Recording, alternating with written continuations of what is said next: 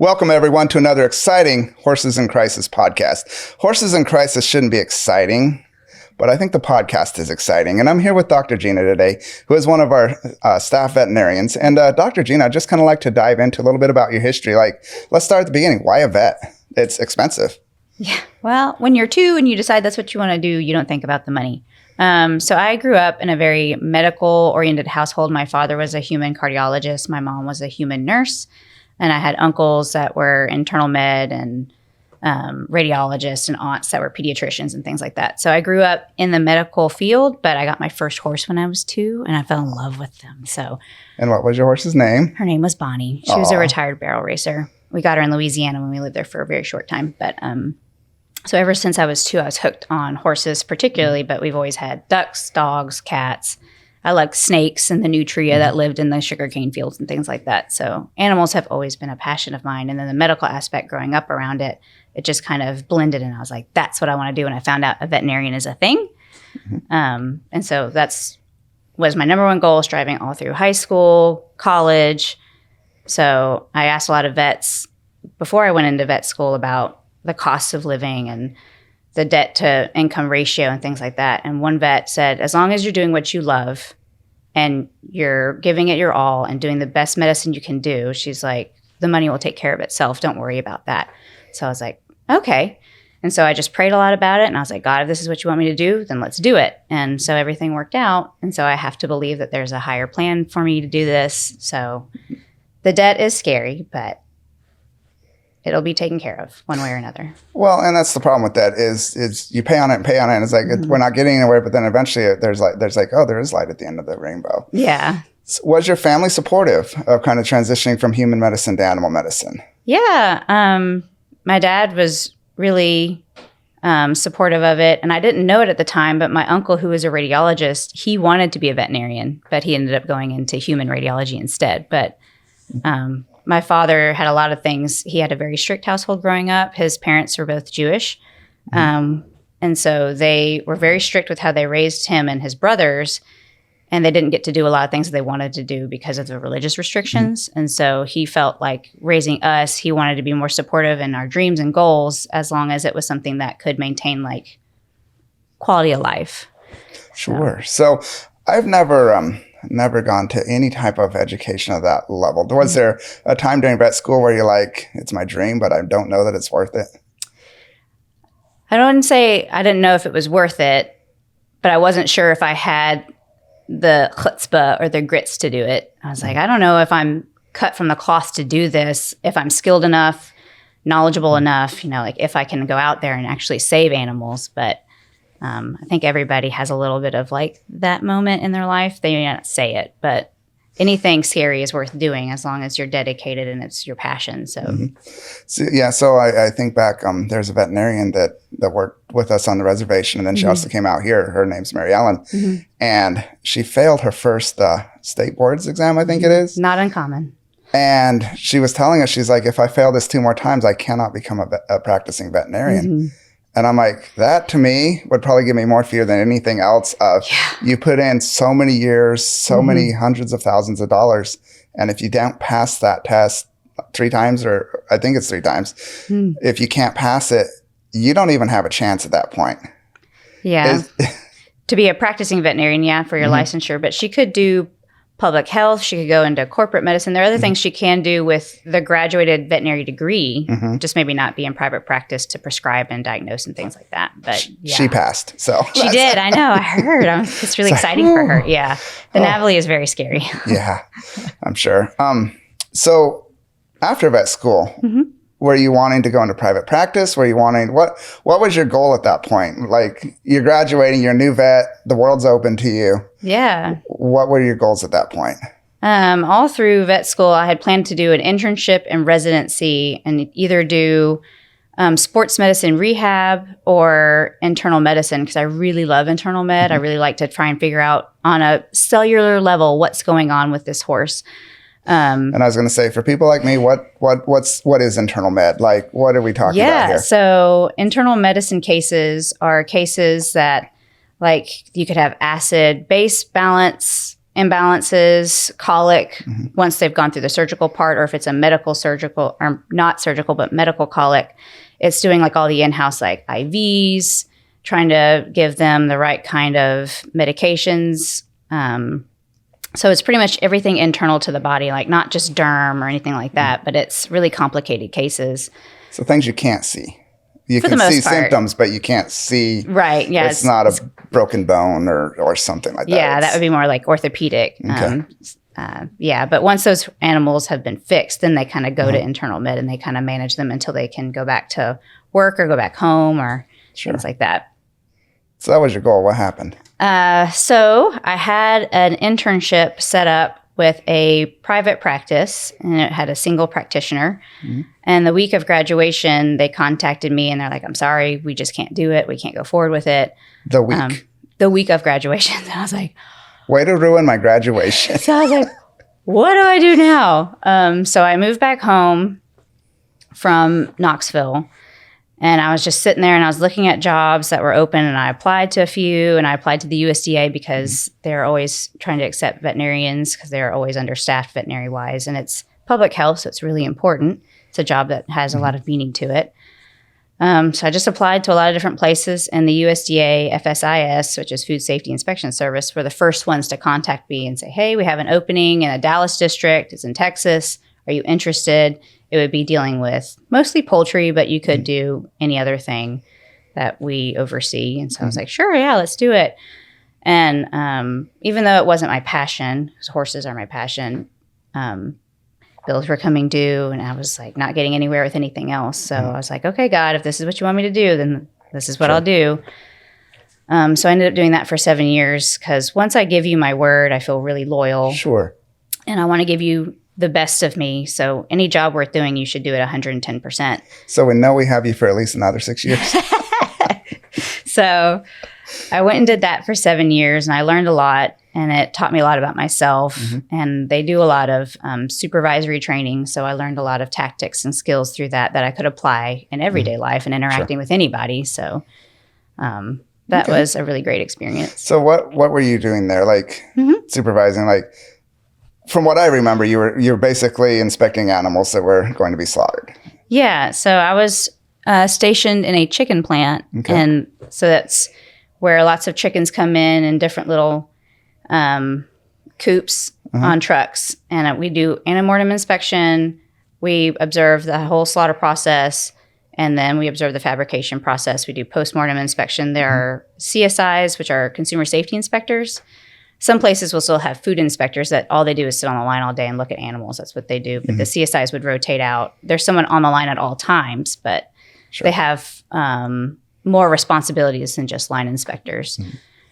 So I'd supervise them, and I'd also regulate the plant. So anytime an animal was mistreated inhumanely, slaughtered incorrectly, or they weren't meeting other regulations that are in the Code of Federal Regulations, we'd write up non-compliances. If it was something egregious, I would stop all operations, call my district, deal with it that way. But how often did that happen? Not too often. Okay. The chicken plants are usually pretty good. The most of the time, the egregious non-compliances are in the red meat industry.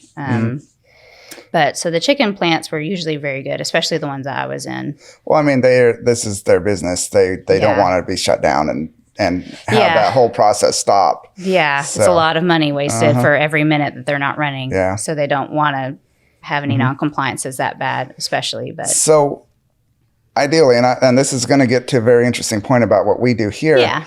Ideally, an animal that's being slaughtered for human consumption is healthy, right? Yes. You want them to be. You want them as healthy as possible so that the meat is as healthy, and their life is ending. And here at Horse Plus, we get a lot of pushback for ending the life of animals that are suffering. Yeah.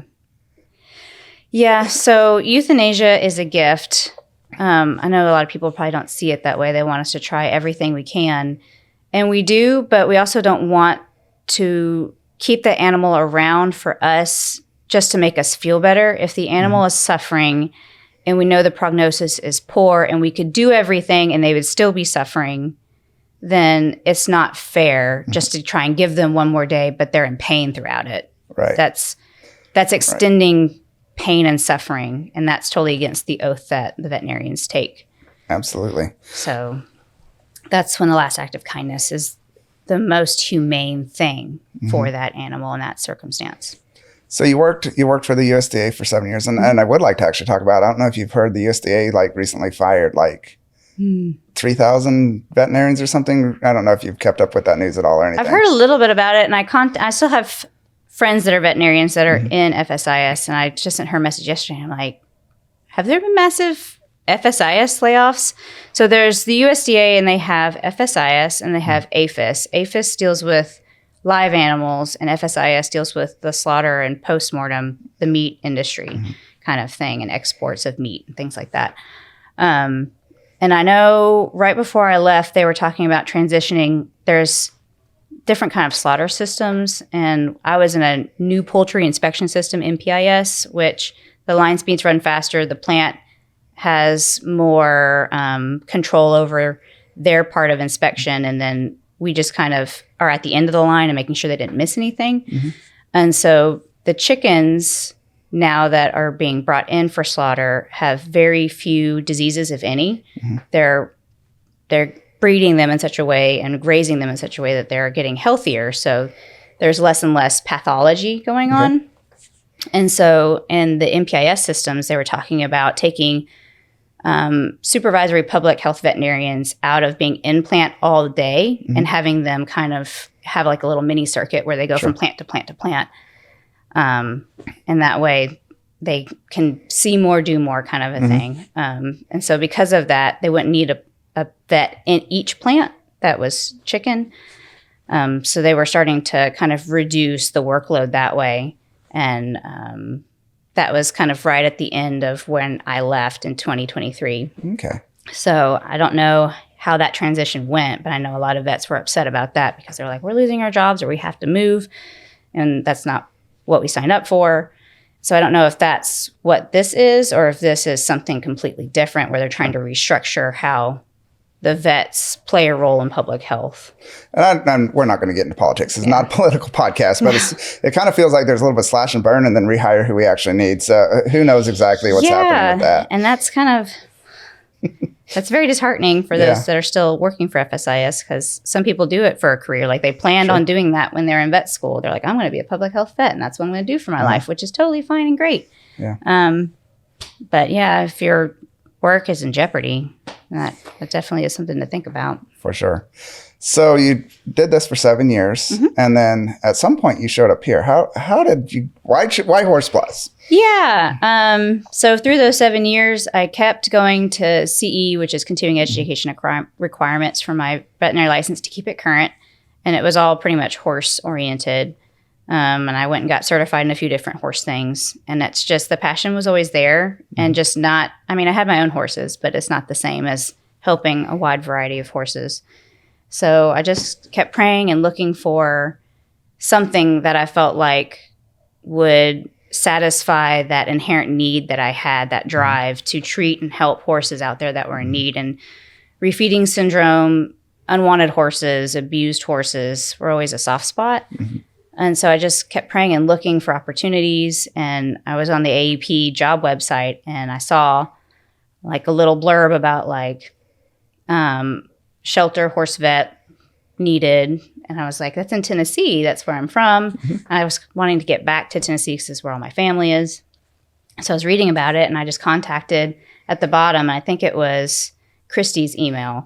So I emailed her and then she sent it to Tawny and Tawny and I started talking and then she had me talk to Dr. Lydia and I was just like, this sounds amazing. And you guys offered to come out for a working interview and I was like, I'm going to do it. So. And what most people I don't think know is Dr. Lydia was waffling whether or not she wanted the job. And then she's like, yes, I will commit to working at Horse Plus. About the time you came for your working interview, we like Dr. Gina so much too. How can we make this work? And yeah, and it all worked out. God is good. But I remember when I met Dr. Lydia that day and I came home, I turned to my husband. I was like, why don't they just hire her? She's amazing. I was like, she's great. And then she called me and was like, they offered it to me, but I wasn't sure. And so I was like. So how's it been working here? Is it fulfilling that passion in your heart that you've always had? It is. It is sad at times when there are cases that you're like, oh, this one, we're gonna fix it. and then it doesn't go the way you want it to. But horses don't read the book. But the part of me that is driven to help animals in need, relieve suffering, that is definitely being met in abundance. And I thank God for that opportunity and to have met everybody here, because working with everybody here is definitely a gift. But yeah, there's some days where you feel like, I'm just not good at this. I fail all the time. I'm not saving horses, but I have to flip that switch and realize that every horse that comes here is being helped. Just because what they need is the last act of kindness doesn't mean we're not succeeding at helping them. One thing I think that's really hard on all of our staff is the fact that for the last, I would say, 1.5 to 2 years, we've mostly been rescuing horses that are on their last leg, if they even have one good leg left. And that's the crazy thing to just keep in the forefront of our minds is we didn't create this problem. Right. You're trying to solve it. We're literally cleaning up the mess of the horse industry. And it's like, you almost feel like there's never ending, but then it's like on each individual level, each horse needs our help. Yeah. I remember when I first came for that job interview, Tawny was talking about how you guys used to go to the auctions and you were able to see the horses there and pick them. And then you got kicked out for raising awareness about really important things. And now you still have a program which is wonderful to help save horses out of those situations. But the people bringing them are choosing to bring you the animals that they couldn't make money on otherwise. And these horses do need us, but they're holding on to them in ways that is kind of making the horses worse. But still, we're getting them and we're helping them. So that's the most important thing to keep in our minds. But so with these horses that we're getting, we're seeing an uptick in diseases that are actually kind of scary. So we actually had some Corynebacterium diphtheriae, which in layman's terms is diphtheria, which is like, if you remember the movie Balto, it's like and that case where kids were getting respiratory diseases and dying. This is what that is. That's diphtheria. That's human diphtheria. It causes severe respiratory compromise and up to death if you don't have the right immunity to it. And so we actually had 3 cases this year. Well, 1 last year and 2 this year. And these horses that we're getting, and it was like surprising. Like there's one CDC person that's an expert on it. And so we're like, how in the world? And so these horses come in contact with a numerous amount of people and other animals. And so they're just kind of like in cesspools. And if they go to Mexico and come back, then who knows who they interacted with. And so, those public health concern diseases are really surprising to find in this group of horses, but we're finding out more and more as we dig into it. So let me get this straight. These are actually diseases the horses have that could make us sick. Yes. So diphtheria, there aren't any known cases of it going from horse to human, but it's usually transmitted from human to human by like coughing, sneezing, respiratory secretions, things like that. So when talking to the CDC, they believe that the horses came in contact with a person that had diphtheria, coughed in the horse's face or sneezed in their face or close contact. The horse picked it up, and then when we swab them, they have it. Interesting. Yeah, so they could potentially give it to us, but not herd to herd. So you had mentioned earlier not, kind of giving the animals the peace they need instead of keeping them alive for us. Can you expound on that a little bit? Like, why is it important to end suffering when we first realize that this animal is not going to get better? Instead of, let's give it a good week. Let's give it a good summer. Let's, maybe one more good year. Why is it important, even for just pet owners, when they realize their animal is suffering? Yeah. It's always a hard discussion when you realize this animal is in immense pain, but there's an owner attached, or even us that get attached to these animals because we really love them very much. But when an animal is suffering, and you could give it one more day, but if it's a disease process or a catastrophic fracture or something like that, like an internal med case where the animal has like cancer or it's got kidney failure, things like that, like they're just going to keep declining. And they will try and give you their best, but you're asking a lot of them just to kind of keep you having them like, oh, I have them for one more day. But the animal is suffering. They're in pain. And as a veterinarian, our oath is to do no harm and to end suffering, alleviate suffering. And so we can try and Band-Aid them, but that's really actually quite inhumane for a veterinarian to be like, we can save it. But our job is to alleviate pain and prevent suffering as best we can. And also, from what I understand, animals don't have a good perspective of the future. No. They are kind of living the here and now. Yes, they're in the moment. And if your here and now hurts, and you're not living for seeing your family again, you're not living for, you want to go on vacation one more time. If everything is the now and your now hurts, it's not fair to keep them alive to suffer. And of course, it's a judgment call. Yeah. Because, pain goes from 0 to 10, and if it's a 1, it's just a little discomfort. That animal's still happy. It's still eating, drinking. It's still comfortable. Yeah, as long as we can manage the pain and it's not something that's catastrophic, then like a little arthritis, give them some NSAIDs and they're fine, kind of a thing. But some of these animals are in immense pain, and they're prey animals, so they don't really show it very well because they know, if I show this behavior, I'm going to be eaten, kind of a thing. Like they still live in that kind of mindset. So it comes a lot from interpreting and evaluating. But most of the time, horses live in the moment, from moment to moment. And a lot of times they might look okay today, and we're like, we'll give them a week, and then they go down. And then it's like, well, we failed them. They obviously were super in pain, and they had to go down and couldn't get back up. So we want to let them go on a better day than a bad day, because we want them to have some dignity. Absolutely. We do have a lot of sad moments here, but we have to find joy in the silver lining, in that we are helping as many animals as possible, as many as we can get to cross through our door. But there are some success stories, and those are the really rewarding ones that we really hold on to. The animals that do make it through adoption and find fantastic homes, live their best lives. We get updates, and we're super happy about it, because that's what makes this all really important, is actually helping animals with whatever end they need. But definitely keeping them alive is really rewarding. But the animals that need us, that we can give a nice, humane passing to. So what do you like doing outside of veterinarian and horses? If you've been doing this since you were 2, you might have another hobby, but not always. Do you have other hobbies? I used to say in vet school my favorite hobby was sleeping. But yes, I like to spend a lot of time with my kids. We do have 2 horses. One I actually adopted from Horse Plus while working here, Lenora. So we like to spend time with them, our dogs and cats. And my mom isn't too far. She's about 3 hours away, so we go visit her.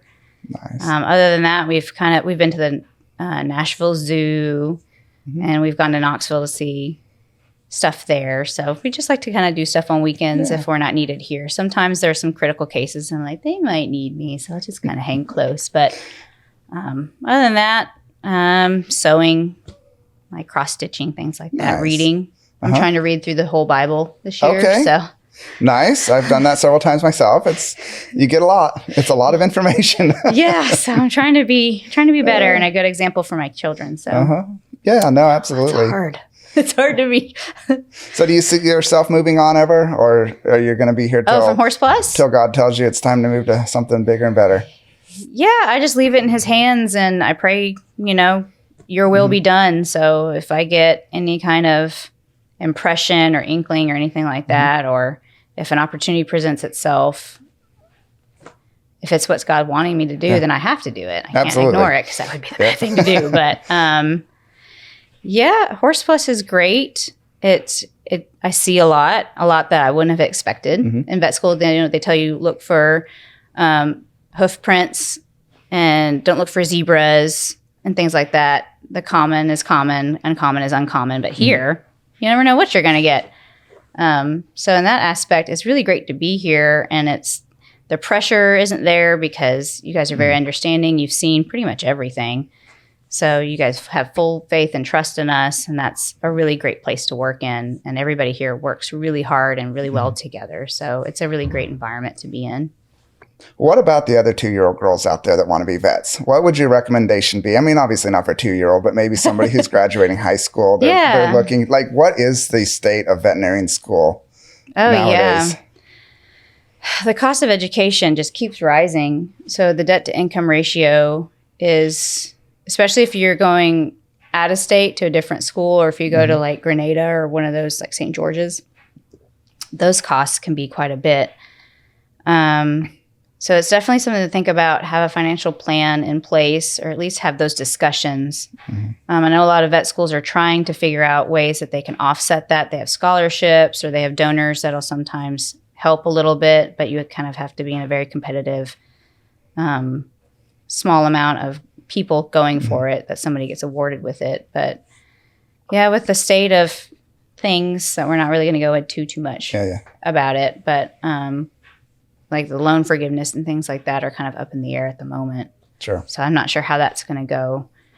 But it's just kind of something to talk to your family about. And if it's something, if you're young, like if you're in elementary school or just starting high school and it's really what you want to do, talk to your parents, see if there's something financially you can plan for ahead of time. And if not, pray about it and everything works out, then just believe that it's meant for you. Everything will be okay. It'll fall into place. Don't get so stressed out about it that it completely changes you from your goal that you want to do. But I would definitely start working in vet clinics or volunteer, go to shelters, and kind of get all aspects of it. Because I've met people that that's what they wanted to do until they saw a certain aspect of it, and it just totally turned their stomach. So maybe they couldn't handle blood. Or any other body things that come out of animals from time to time. Yeah. A lot of people, I think it is the euthanasia aspect. Like they're like, oh, I have to take lives. That's horrible, you know, but it is, when you're the one that's doing it, it does kind of affect you really deeply, and it should, because it's a life, but it's something that has to happen. But yeah, it's, the debt part of it is very scary, but it can be managed. Are there other fields related to veterinarian that somebody's like, I don't want the $700,000 or whatever, you know, debt it takes to become a veterinarian? Is there some other field they could look at that could be more economical? They're still working with animals. Yeah, there's lots of people that do all sorts of things. And sometimes the route you take and what you become may not actually be something that's a program out there. It might be something you create for yourself, and you can be in the forefront of creating something new. But you could be like a licensed veterinary technician. You could be just a veterinary assistant. There's people that do like body work, massage therapists, physical therapists, rehabbers. Farrier? Maybe not. Yeah, you could be a farrier. You could go into law and do with, like, we don't have enough people out there, I think, trying to change laws for abuse cases. So it's easier to prosecute, especially in the equine side or the farm animal side. It's mostly small animal at the moment, but it's something that's up and coming. So if you want to impact that way, you could even do local government stuff and try and change laws and regulations that way. There are lots of many different things people can do. You could... Horse trainers charge a pretty penny. I mean... Yeah, you could be a horse trainer. You could... Oh, gosh, I'm sure there's people that need help. Like the reservations, I think, are understaffed as far as anything animal veterinary related. There's other things around the world you could even go do. So how is the horse industry you've seen since you were a kid? Like, are more people getting into horses or less people getting into horses? Is it going to come down to where it's kind of a hobby that very few people have horses? Like, kind of what do you think the trend is for horses? I think as more knowledge is being gained through research and just more people being interested in like the veterinary world, I think having horses in your backyard and just being like, oh, they're fine, is kind of, I do think that kind of generation is diminishing, and more people that have horses now want them for a job. Not so many people want pasture pets. But as farming is changing and things like that, I do think that horses now are more falling into the category of like a very expensive hobby, or people are using them for like the high eventers, the Olympiads and things like that. So I'm not sure where the equine industry is going. Every time I feel like, it's like, I don't know. I feel like it's getting smaller and smaller and smaller. And they're like, the equine industry is a multi-billion-dollar. I'm like, what? Where are these horses? But yeah, we have a lot of unwanted horses that are older. So I feel like more of the horses that are being taken care of are the ones used by the high-level eventers and things like that. But there are a few people still left that really love their pasture pets, and we love those people. Absolutely. And we need more people that come adopt horses that just, it's good to have a horse in your pasture. Yeah, just let them be a horse, you know, give them their they need 2 horses in their pasture. Yeah, they do need buddies. They are herding animals, but. Yeah. Yeah, and also I do think that there are a lot of underserved areas where there are people that have horses, but there's no vet to service them. So maybe those people aren't getting earmarked as people out there. Mm-hmm. No, it's so true. The equine vet industry, it seems, is suffering from a lack of equine vets. Yeah. And you know the reason. I know the reason. Well, let's tell the podcast listeners why. Sure. Vince got a really, It all comes down to money. Vince got a really good conversation with Dr. Lydia about it. And she gave a whole speech on it or presentation on it at one of your retreats. And the equine veterinarian shortage is a real thing. A lot of vets are about to retire, and new vets don't want to go into equine because it's a lot of hardworking hours. You don't get paid as much, and the success stories on the emergencies are not so great. So because of that, burnout is very high, and also the suicide rate is very high. Suicide rate is pretty high amongst all veterinarians, but especially equines or large animal, because we don't get paid as much. We're expected to be on call 24 hours a day, 7 days a week. If we take a vacation, then people are like, oh, you don't care. Or if we don't give away our services, then they're like, oh, you really don't care because my animal's in pain and it's suffering and you're charging me for it. You know, you must not really like horses. So that's really affecting people wanting to come into equine. And when they come in, they don't stay for more than about 5 years. They usually leave because either the practice that they went into where they thought they'd have mentorship is just like, all right, it's on you, go have fun. And you're like, what? Well, you graduated vet school, obviously you know how to do everything. Yeah, so you're going to be great, kid. So all those factors are really limiting the amount of people that are interested in equine. Now, by equine vet, we also were talking about maybe cows and any large animal veterinarian. That's scary because I know just us personally, we've tried to find a veterinarian. Like we were in Colorado and we tried to find a veterinarian to help a horse. Every one of them was like, we're full. We're not taking new clients. It'd be like 6 months if we were. Well, this animal's suffering now. Yeah, I know a lot of places that after hours don't do emergency calls for non-clients just because they couldn't be everything to everyone, which is important. It's important to set boundaries to keep your mental health and your physical health safe. But yeah, then you do have that internal struggle, like I made an oath and this animal needs me, but I'm not going. So it's a really hard thing to balance. And I think the industry right now is in a shift, and hopefully it's in a positive shift to help large animal vets and get more into the system out there to help animals. So why can't they just charge enough to make it worth their while? I mean, good question. That is a discussion that at least when I was going through vet school, they were talking about. They're like, charge for your brain and your skills, not so much for like the shots or like little things, diagnostic tests. You kind of have to charge a little bit more than what it is at cost because you're sending out a lot of it. But so that's what they were preaching to us, was charge for the knowledge in your brain and the skills in your hands. That's where your money really needs to be made. But a lot of the farmers and the backyard horse owners, they don't really have exuberant funds to pay for the higher cost of things. And as the economy fluctuates and things like that, costs kind of rise. So, well, and I'll be, just open and admit, we've given pushback on veterinarians to charge, they charge $800 for euthanasia. Well, maybe they don't want to euthanize. Maybe they're so busy doing other things. It's like, I don't want to do this, but if I have to do it, this is my charge cost. Yeah.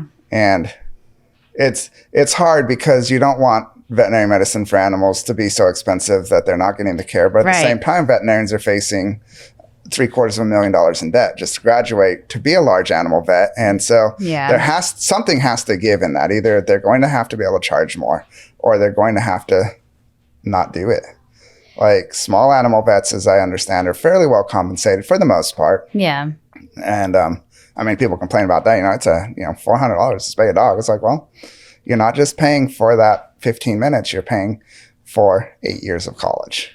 Yeah, you're paying for the knowledge, the skills, and anesthesia is expensive too. But for large animals, they're mostly ambulatory, so they're driving around in a truck. Mm-hmm. They have all their gear in their truck, and if they're, say, at this call over here, and you call and have an emergency, but you're like 50, 60 miles away, and you go to that call, and then one of your really good clients also has an emergency, and this is a non-client, and you have to turn around and try and get to them. I mean, how do you cover emergencies in a wide radius? That's why sometimes they're like, well, you're not a client, but I'm going to have to charge you more because I have to get out to you. And so it's hard. It's hard to manage that. And as veterinarians, we don't like the money aspect of it. Like if we didn't have to deal with it, if we could just go service animals and make a living without having to talk about money or deal with money, that would be great. But you kind of went to vet school, not business school. Yeah, they probably do need to have business classes in vet school, really. But I think it'll all work out. I mean, that's kind of the way life goes. Yeah. There's a shortage, then too many people do that, and then there's a flux and prices go down, so then less people do it, and then there's a shortage. We're in the shortage right now. And I don't know how long it's going to last. It's hard to say. Well, thank you so much for joining us today and your wisdom and your knowledge. I know on camera, Dr. Lydia will just out-talk you all day, every day. But well, I talk, but I'm more of a listener to comprehend and digest and think about it. I'm a ruminator. Sure. She's a verbal processor, so she likes to talk. And I like to listen, so we're a good match. Yeah, and you all work very well together, it seems. We haven't seen any infighting or outfighting or anything of the sort. So I adore her. She's awesome. We appreciate both of our vets, and we appreciate you working here at Horse Plus. So thank you guys so much for listening, and we'll see you on the next podcast.